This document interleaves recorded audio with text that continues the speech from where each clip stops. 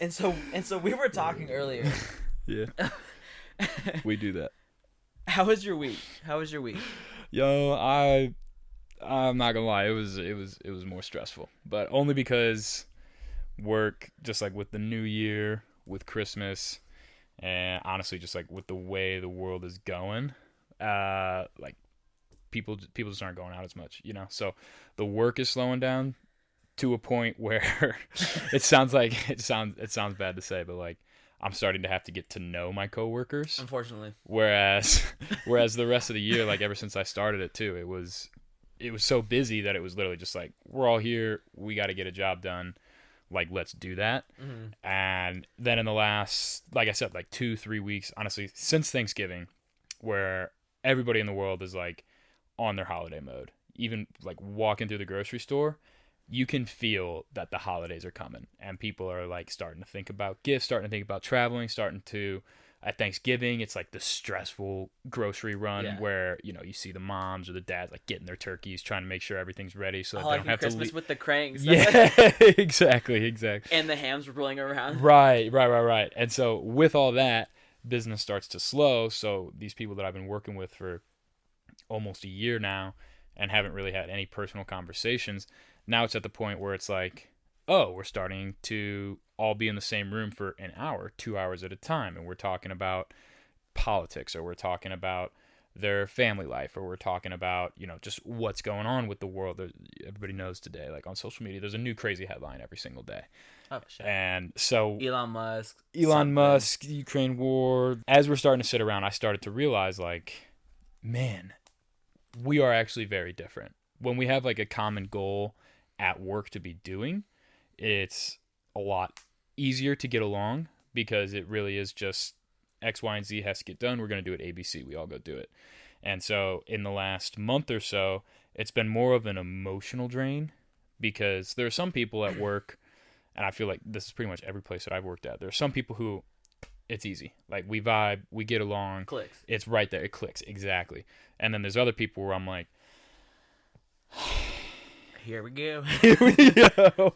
I'm going to have to go kind of into my reserve tank. Bite your tongue. Exactly. Like, bite my tongue, or like just kind of wince and close my eyes and let it go.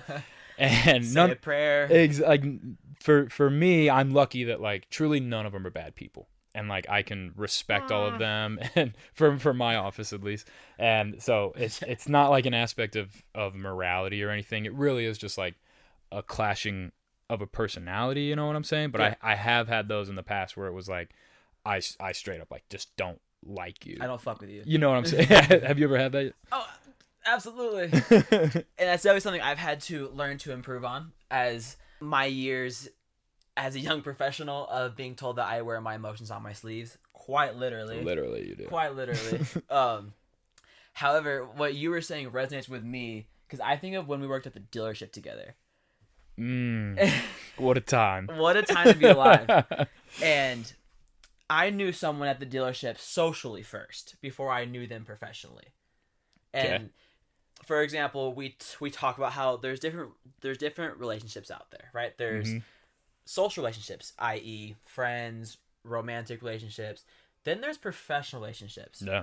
Someone like myself, I've been fired so many times that like that like I don't like to follow my coworkers on social media or add them on Snapchat, because when you're fired, it's kind of like the walk of shame. Oh, yeah. Of like, I'm not employed anymore. I don't work here anymore, so I'm probably perceived this way. Right. And I don't want to be perceived that way. Yeah. So it's less awkward if we just don't know each other. Yeah. Right? Let's just cut it off. When you and I walk out the door, that's where our relationship ends. Exactly. And so it reminds me of this time at the dealership where I knew someone socially before I knew them professionally. Oh, okay. Yeah. And there's many forms of that, right? Where you can be friends with someone and get them a job there. Right. Or you're just friends with someone and you both work there. 100%. And this was not that situation. No. For this story, I'm gonna call her Dory. Okay, because she looked like a fish bitch. That's what I'm gonna call her. I'm gonna call her Dory. This was unanimous at the dealership like, too. This is like not an LJ thing. This was a fact of the matter. Like, have you ever heard of the brand Psycho Bunny? Psych. It's no. It's more of a I was Latin okay growing up. brand. It's more of a Latin brand. If you replace the bunny with a word that begins with a B, psycho, that's her. Gotcha. Okay. I got hired on first, I believe correctly, at the dealership. Yes. So I got hired on first to the dealership, and one day I have worked hard to maintain the little professional rep I had there. Right? It was minimal, but you were maintaining that minimal status for the little status I had. And so one day she walks in, and I see her in the little cubicle, and I'm like, oh no. However, I was like, hey, I was a pizza face douchebag in high school, right? Like, literally so much of a pizza face that, like, some girl once showed me my contact in her phone, not knowing what my contact was saved under, and it was LJ with a pizza slice. I was like, no. Roasted you for no reason. Like, high school's ruthless. Dude, my therapist is great. So I'm like, you know what? I'm not who I was in high school, right? I'm not going to, I don't want to be judged off certain ways I act or certain things I said in high school. So vice versa, I'm not going to do that to her either. Right. Because I grew up with her, essentially. I knew her throughout high school, so on and so forth. How I knew of her was the girl that got piped in the back of our hometown Qdoba. In the back room of our hometown Qdoba. What makes you DTF in a Qdoba is beyond me. But so I knew her in that form. There wasn't a whole lot of mutual respect. Right? And she made that apparent too at times, where she's like, you were kind of a douche in high school, and I'm like, man, you were kind of psychotic. Right. I never said but it was a good learning point for me of, I'm gonna give her a shot. I'm not gonna hold her past against her. And she moved away shortly after that rumor became a thing. It's like, oh, like maybe she's grown too. Right. And everybody's got rumors about him in high school. So then when you grow up, you're like, that probably wasn't true. I heard this about me. I know that wasn't true. So it's no big deal. Exactly. So give her the benefit of the doubt. Until one day when I'm working in our cubicle, working on emails, annoyed just at the dealership in general. Right. And she and she walks in one day and she says, LJ, can I ask you a personal question? Internally, I'm like, no. But externally, I'm like, let's create camaraderie with a coworker. Let's grow. Right, exactly. Let's grow. I'm like, yeah, sure. What's up?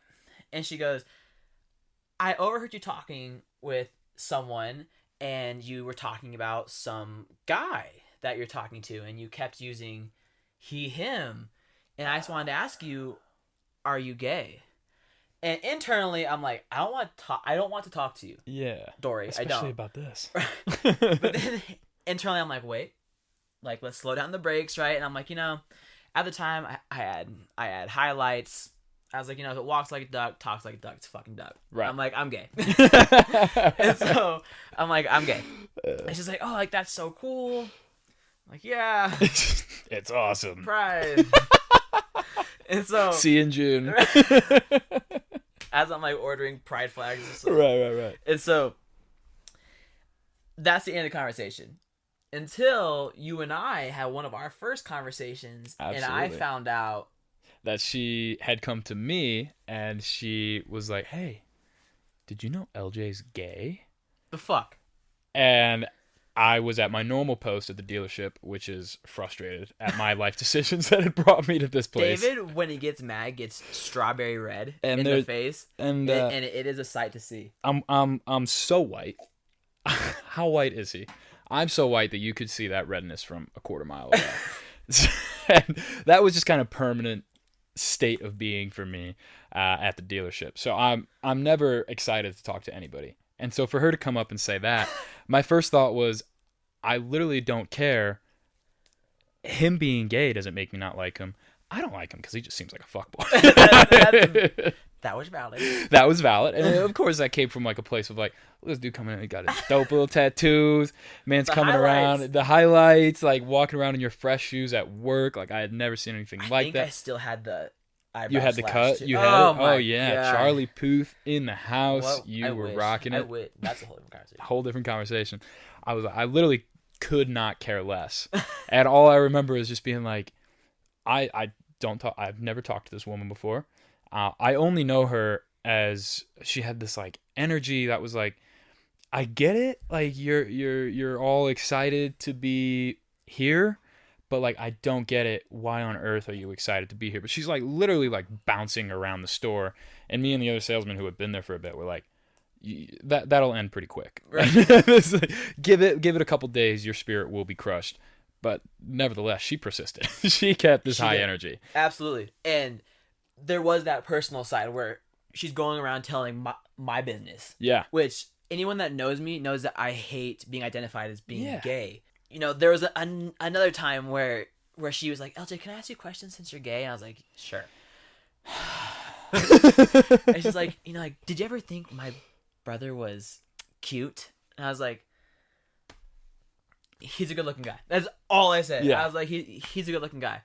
And then day later she comes in and says, hey, so my brother says thank you and that he really, really appreciates that. I told him that you had a crush on him in high school. I was like, bro!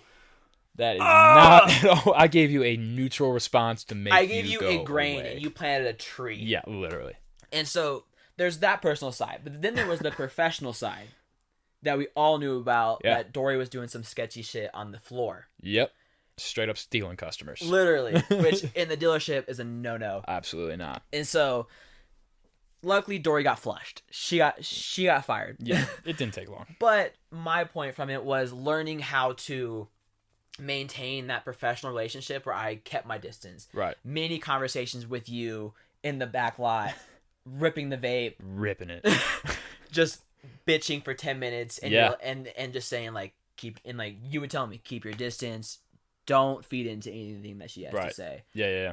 And that's what I did, and luckily it worked itself out. It worked itself out, and that was the moment like when you came to me, because I was at the same post that she approached me at, which is behind the desk waiting my turn to get a customer, and again very upset with where I found myself in life. The same place that she came to me, and I immediately, like, if you start out, the first interaction I have with you is you're telling me somebody else's business that works there.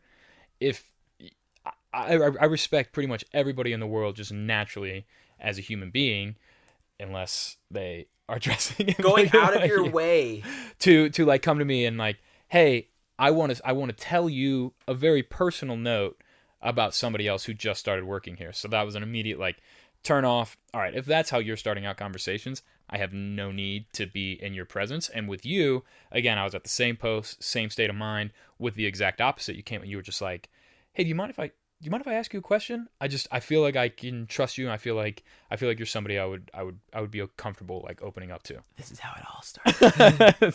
And that immediately, like, I remember like going from like, and then you said that, and I was like, yeah, bro, yeah, let's go. What's up? All my walls, all my defense, like just by you like opening up and being like, there's a possibility you're able to help me with something. Do you mind if we just chat? And I was like, absolutely. You're like, I got a vape. You want to hit it? And I was like, we're best friends. I'm really easy. Like, if you're minding your business and if you ever need help and then you have a vape on top, I mean, I'm healthier now, but at the time it was pretty easy thing. At the time, yes. I was a vape god. There you go. There you go. And so then from that, we had multiple conversations like that, and we would go, and to your credit, absolutely, like you would express all your frustration, you get all the emotions out onto the table. And then I would just kind of like take what you're feeling, and I'd be like, all right, well, what's the best outcome for this? And the best outcome would be like for you to feel comfortable at work as much as possible, but also be in a position where you are respected as a professional, both from the customer side, but also from the manager side, and so that you're able to get the assistance you can and things like that. And so it was through those conversations that you, again, it's a testament to you. Like you heeded it, but then you absorbed it, you made it your own. And you navigated that relationship to the point where, just like you said, like her true character came out in her stealing customers, her lying to managers' faces, her lying to us salesmen, like right to our faces. Because when you're in sales, like those customers are your bills. Like that's how you feed your family. Especially, you know, we were working with people who were supplying for families, their kids, and that hits totally different. Totally different. And so your ability to, yes, feel what you had every right to feel, of course, by her like spread. It's not a rumor, but again, just spreading these personal details about you, like whether it's a characteristic of yours, whether it's a piece of your history, whether it's just something like a hobby of yours that maybe you don't like. Again, it's nobody's real business to go around like spreading that stuff or any truth or non-truth about you to other people. So her true character came out. You outlasted her in a sense at workplace, and even though of course like we don't have that same job or at that same place or anything like that anymore, but still in that moment I would think of that as like a win for you. You came into this situation, not only like did you start it out with like, ooh, there's not the best history with this person, but I'm going to do my best to like maintain, you know, a good cordial relationship. But then even when she took it a step further to show you like, she's like, no, I'm the same person I was in high school. I'm going to start talking about you like right away. Because to her, it was very obvious that it was like, well, if I put LJ down, then I get to step up. Yeah. And like, well, if there's one more person below me, that's one more person I'm above. Right. Which is just a natural bully mentality. Yeah. And once she started exuding that, you were like, again, you checked yourself of like, I don't know how to handle this, but I'm grateful and I'm honored that you trust me. You're like, I feel like I can trust David with that, and so I'm going to go to him. And again, that's a testament to you, because then it came into us having those conversations, us navigating that process. And what I would see is like a win for you in the outcome stage of you being able to grow, learn some lessons from that. That's a good kind of idea of bringing something from the outside to the in that starts negative and you turn it into a positive. I've had it at work sometimes where it's like, and it's at the same job actually, where right in my first few weeks, I was like, oh, this is a person that like, I really want to be close with. And I jumped in too fast and I was like, yeah, let's hang out outside of work. Let's go get some drinks. Let's play some pool, blah, blah, blah, blah. And then even a week or two after I started down that, I realized like, oh, actually we're a little more different than I thought. You kind of want more out of this personal relationship than I'm able to really contribute to it. So I'm going to have to pull back. And I pulled back, and it wasn't really that big a thing. But just like, you know what I'm saying? Like, have you ever had that where like Absolutely. You think that's going to go well and then it just doesn't, just goes sideways? Definitely. And for me, I think about my first big boy job. It was a progressive company. It was great pay. They were going to work with me in school. Mm-hmm. It felt like a great fit. Yeah. And for the most part, it was leading up to it. And then about 3 weeks in, one of my coworkers reaches out to me on Slack. And Slack, if you know, you know. You know. Yeah, exactly. And so for this story, we'll call one coworker Hansy and then one coworker Mouse, which we'll get into that as we go. And so Hansy reaches out to me on Slack and is like, hey, would you like to go out for a couple of beers after work? Mm-hmm. And me, I'm thinking, oh, cool. Like, this is like what people talk about, like going and grabbing professional drinks with your coworkers. Yeah. Like, not like happy hour thing, no right? big deal. Exactly. Not like the old serving days where like, oh, we're going out after work. Okay, great. So we're taking our tip money and we're getting hammered. Absolutely blasted. Right. So okay, cool. Like, I made it, right? Like, yeah, okay, cool. For like, sure. Like, this could be a cool networking opportunity. This would be a cool time to meet my coworkers. Cool. And they seem cool. So we wrap up for the day, and we're going to a brewery, which, first off, anyone knows, Juan doesn't like beer. So I'm like, perfect. Forgot that. And so I'm like, perfect. I'll stay on the 2-drink rule, which would be no problem. I'll have 2 beers, call it a night. Yeah. Perfect. Well, so we get to the brewery, and this brewery is diverse. There's wine, hard alcohol, everything. I'm still trying to be responsible. Fair. Right? Yeah. Because when tequila gets in the mix, Juan gets in the mix, and you don't know where the night's going. Juan doesn't either. We don't know where Juan's gone, let alone the night. LJ whatsoever. And so I'm sticking to wine. I'm like, wine, chill. Classy. Right? Exactly. Oh, right? Yeah. Like, I'll seem sophisticated. Mm-hmm. So we start talking, and we're at the first brewery. And so we start talking, and Hansy starts opening up, liquid courage. And Hansy opens up about how he's recently come out. And instantly in my head, I'm like, oh, okay. All right. I'm still trying to keep that line of being professional and being respectful, right? And providing a safe space for my coworker. Yeah. And friends. We are not friends. We are professional coworkers. Right. And so So I'm like, okay. And then Mouse starts opening up about his relationship with his fiance. I'm like, oh, I'm with a bunch of queers. Oh, That's what's happening. no! That is not where I thought I was. Not what I want to do. Yeah. So, oh god. So I gotta recenter. okay, Let me so, readjust my entire energy field right now. And then my trauma starts to come out. Right. So I'm like, oh, I feel safe around my community. This is something I'm not used to. Right. And in a lot of professional environments I've been in, I'm always the youngest. So I'm normally taken under the wing. Right. Right. And so I felt safe. And so we're all hanging out, and once the gays get drinking, it don't stop. It's and my so favorite time. and so we're like, oh, well, how about we hit this bar across the street, have a little nightcap. Yeah. We don't have work till so and so. No big deal. Excellent, cool, yeah, I'm down for that. And so we go to the second bar. This bar does not have wine or beer. So what does Juan get? And Juan's inhibition's already out the picture because Juan's had 2-3 glasses of wine. So Juan's starting to approach, baby. He's creeping up. Exactly. He's in the shadows. He's right behind you. And so I get a tequila club soda with a dash of lime. Tequila. And I'm like, and so we start talking, and we're like, oh, it's something Mondays at this gay club downtown. And I'm like, hey, LJ does not go to gay clubs. Because what happens is Juan goes to the club, starts taking shots with drag queens, and all of a sudden, Juan ends up in a Denver high-rise on his back with his pants off and no phone. So LJ's got to deal with that. LJ's got to deal with that. So Juan does not go to gay clubs. Like, I do not go. Right. And especially if I've already been drinking. Mm-hmm. I tell that to them, and Hansy's like, we got you, right? Kind of hitting that trauma nerve of, okay, I feel safe around them. They're telling me that they'll take care of me. Just going for a drink sounds good. Right. I've been drinking responsibly. I'm thinking I've been drinking responsibly. Of course, it always seems like that. Exactly. So we stopped by my apartment, which that will come into play here in a second. So we stopped by my apartment to get my vaccine card, because it was back in that time period where if you wanted to go to a concert event or especially in Denver. A big bar, especially in Denver, it was a vaccine card that you needed. So we go in, grab that, and then we go to the bar. And so we're in the bar having a good time. Ego starts getting stroked. Tequila's going. Great time. I'm getting called cutie left and right. Juan's in heaven.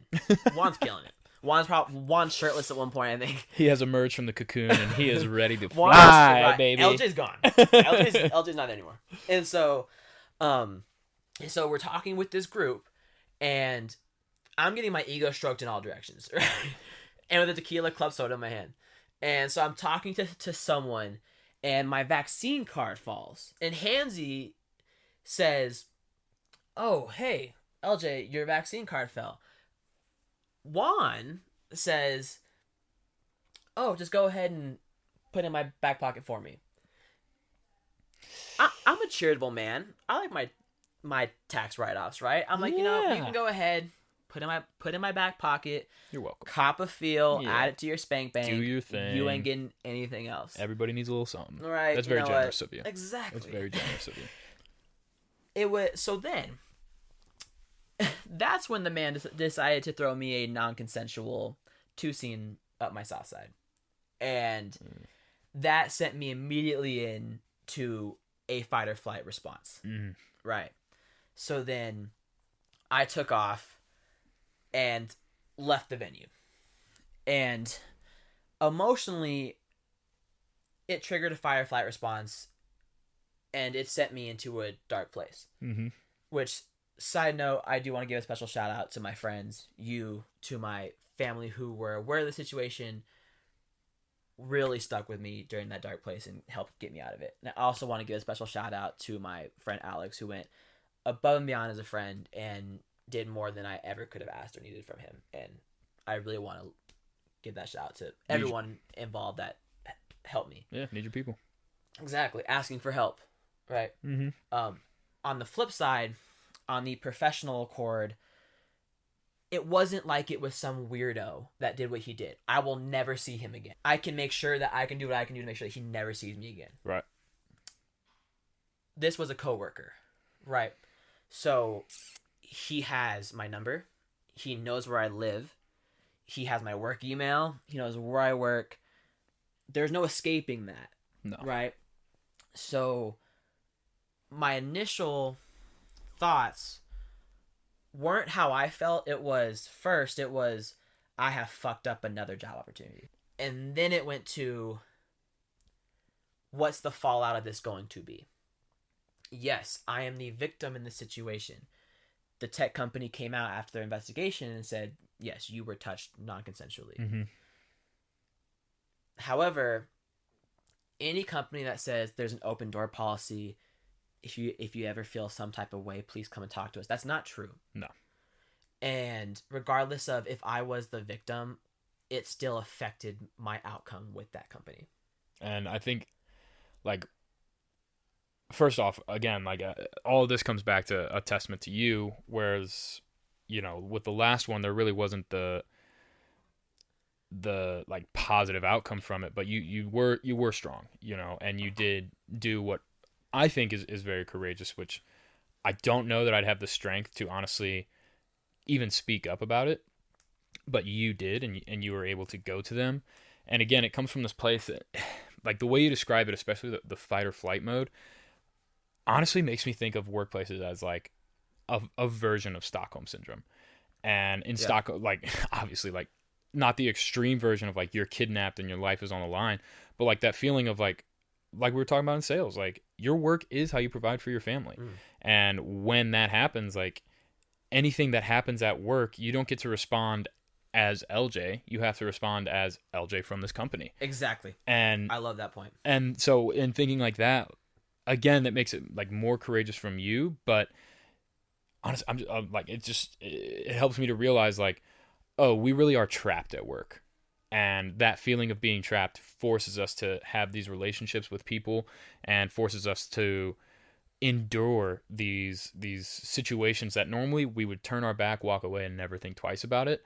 But the fact that we do have to show up there again the next day, the fact that you had bite your tongue, and I think that's just, I don't know if there's necessarily an answer for it besides just having general decency and respect for like your fellow human, whether you're at work or not.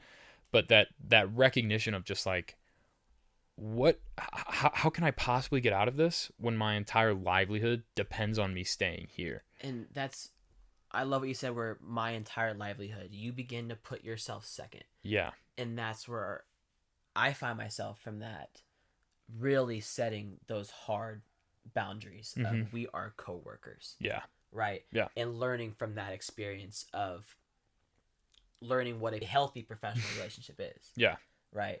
And how to be professional in social settings as well. Yeah. And like, and that feeling of, oh, again, like from that analogy, instead of having that fight or flight, like you're in a Stockholm, like you have been kidnapped and you have to create this relationship with somebody that you never wanted a relationship with.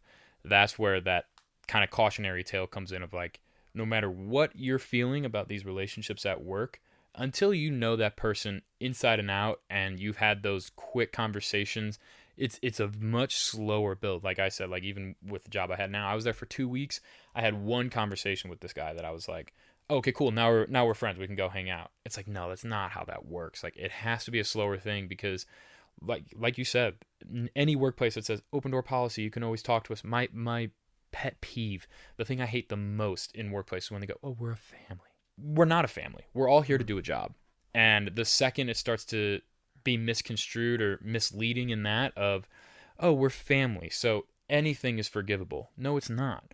We're in a workplace. There's certain things that are able to go on. There's certain things that should never go on.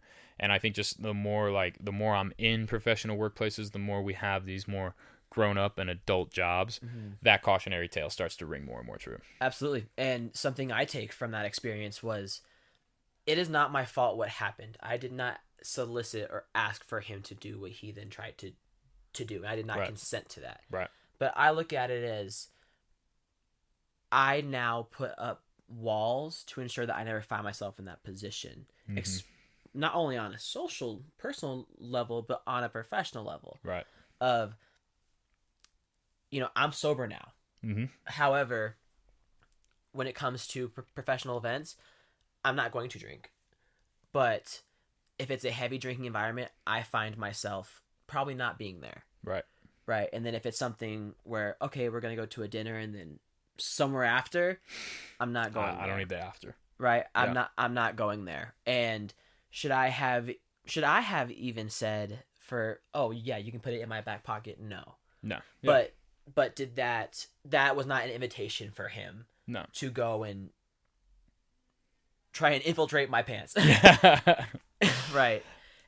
And so there's learning points in that as well, where I am learning as a professional how to navigate career growth, because I feel that in today's world, it's not what you know, it's who you know. Right. And if a big part of if you want to grow in the corporate world, you have to learn how to socialize and how to make connections, but to do it in a professional way at a distance. Exactly. There's it's finding that balance, and I think that's like the pros of working, like you said, in a restaurant job, where it's like there are 0 lines. Like when you're working in an environment for better like or that, for worse, there are 0 lines. Right. Yeah. Sometimes you have best friends that you have for life. Other times you have people that like you look back on a few years later and you're like, how on earth was I spending 5 out of 7 nights with them? Yeah, anything like that.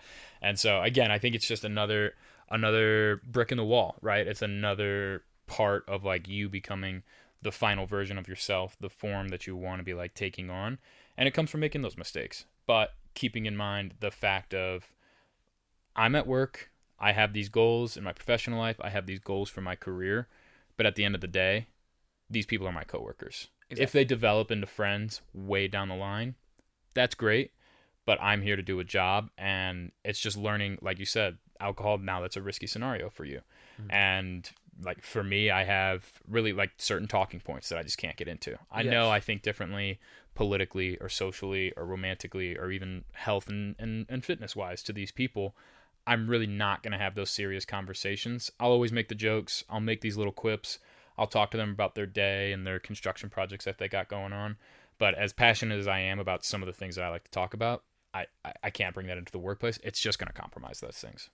Exactly. And also, I do want to say those are my personal walls and boundaries and lessons. Not everyone needs or has to operate in that way. That's all something I'm learning as well, is that being in different professional settings, I can let down those walls. Yeah. Right. Where I have learned a lot, both socially and professionally, where I'm not drinking. It's okay. Yeah. Not everyone's going to do what they did or put you in this scenario. And you yourself have grown where you aren't going to put yourself in that scenario. Yeah. So I really want to say that that's not a expectation in professional settings. And that's not what you should expect or be fearful of. And the walls I have created for myself and the boundaries I've created are not walls or boundaries that would fit for everybody. Yeah. Right. Yeah.